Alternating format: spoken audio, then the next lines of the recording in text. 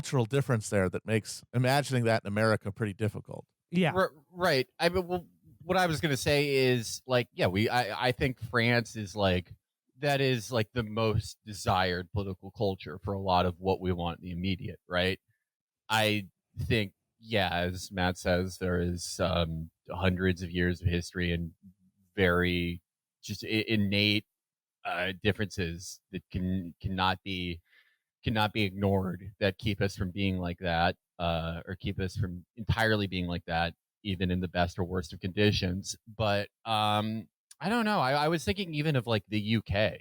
Like the UK sucks, and they have been getting more like us over time. But there's still like their like shitty politicians still seem to fear voters in some way that is still inconceivable to us as Americans. And if the French example is like too hard to imagine for us here, the UK example is like, I mean, it's pathetic to say because in the grand scheme of things, they also don't have enough fear of their people. Even if we had that level that they have, things would be immeasurably better. I mean, I honestly think it's kind of a chicken and egg situation because I think the reason that like some of their institutions are a little stronger and that maybe some leaders and some electeds there are a little more afraid is that there's a little bit more of a guarantee for the average person than in America. There's a little bit more of a guarantee. You can't fall quite as far. Your life can't get quite as fucked up. It seems it can absolutely be fucked up and destroyed, but there's at least some fucking net to catch you and some social contract. In America, there is none, and it just seems to cause a lack of, I mean, for lack of a better term, a lack of self-respect at large. Yeah. People. So Yeah. I do think that is getting better, though. I will say that I do think Americans are showing more self-respect, I guess, than I've seen in like the last 30 years. Well, that's what we're talking about. Is like it is a question of self-respect, and the words you use are like fear and intimidation, right? Because at the end of the day, it's just like, how much can you be intimidated? Like how much fear can be like just like shoveled onto your life by judges, politicians, CEOs, whatever, without you ever getting the sense that like the people doing it to you feel even a moment's discomfort. Yeah. And like, look, I mean, like, and then like, but you know, like, it's questions like this is like, well then when do you get like where you're just like just encouraging people to do violence or whatever, which I'm not doing here, but like at a certain level, it does come down to like who is being made to feel fear, and who lives their life without any expectation that they will feel even an ounce of the same. Right. I mean, similar to the question of escalation, someone is already being made to feel fear. It is everyone else. Just like, will the liberals escalate against the conservatives? Will the other side feel fear? I don't know. I mean, like, modern history of America tells me no. Our increasing inability to judge future performance out of the past tells me I don't know. Like I said, like it has to start somewhere, because like, you know, like just like it's a question of like just how much can people be made to bear and put up with. And like I said, like if the past is any indicator, then the answer is a lot, yeah. and more to come. And then it's just a question of like this is a key component. Like, well, why isn't American culture like French culture when it comes to like political protest and the things that we're willing to fight for?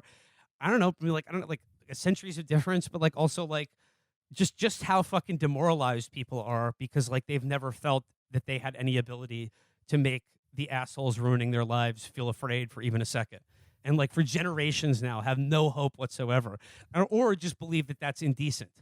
That like, you know, like I can be intimidated and have my rights taken away, but like if I project even the like the, you know, unstrategic, spastic, like, you know, outpouring of rage directed directly at the people doing it, that like that's makes me look bad.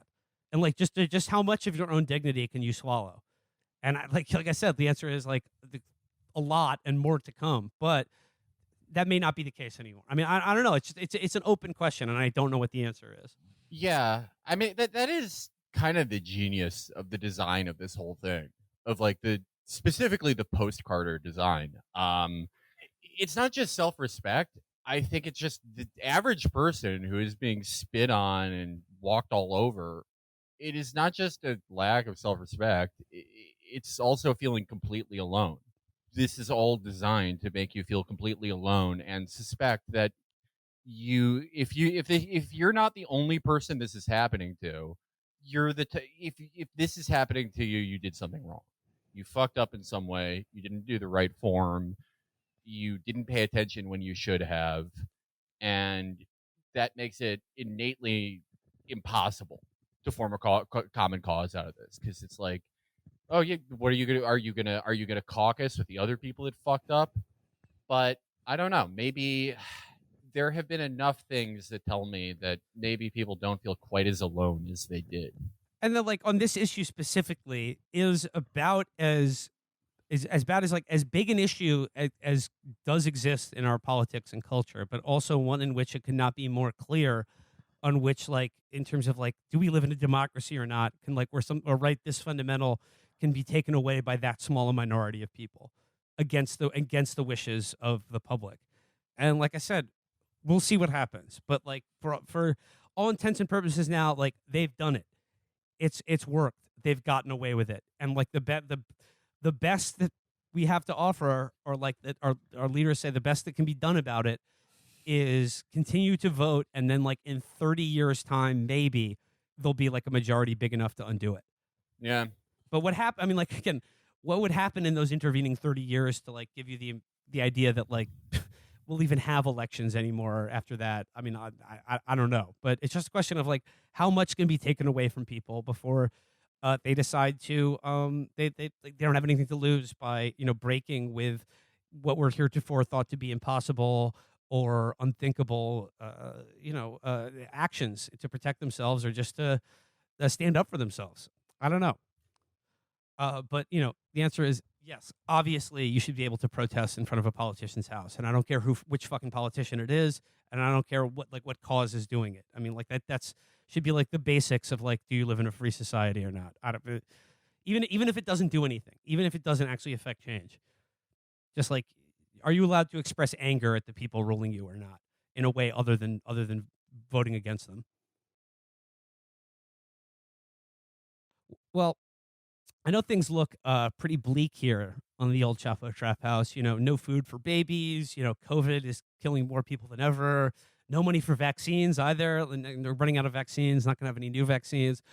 Plenty of money for war in the Ukraine. Fundamental rights being taken away from us. So the question is, like, what do we have to look forward to? Is there someone out there?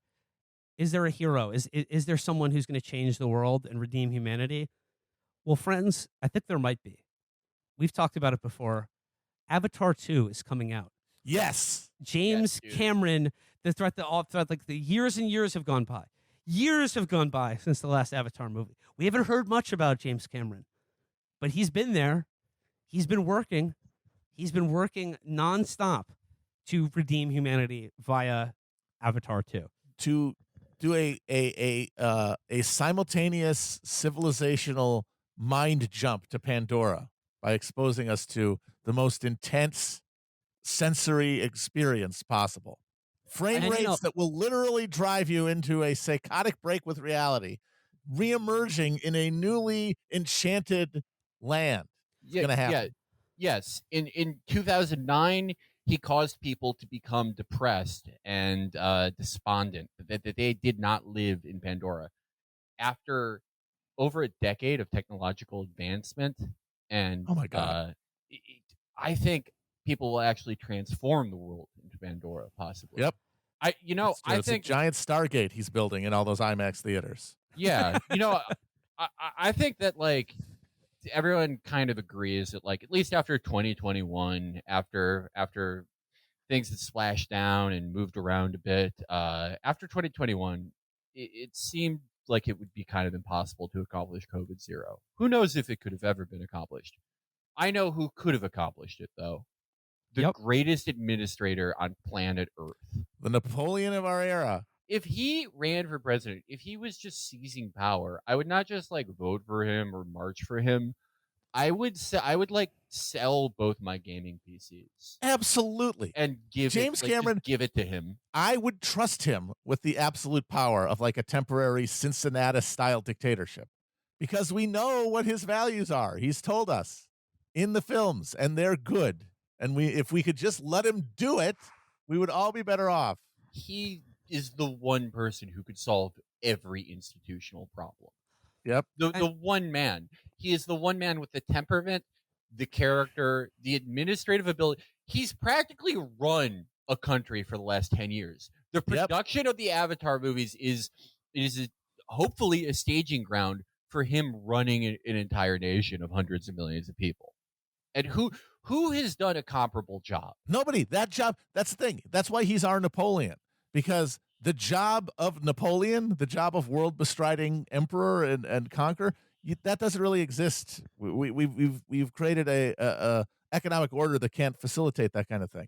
But those people with those abilities exist, those drives, and what can they do? The closest thing you could do to commanding an army in the battlefield in the early 19th century is commanding thousands of people towards the specific vision that you have in your fucking head and making it happen, and having it cross so many different disciplines, like all these different people marshaling all these different technologies to get this outcome.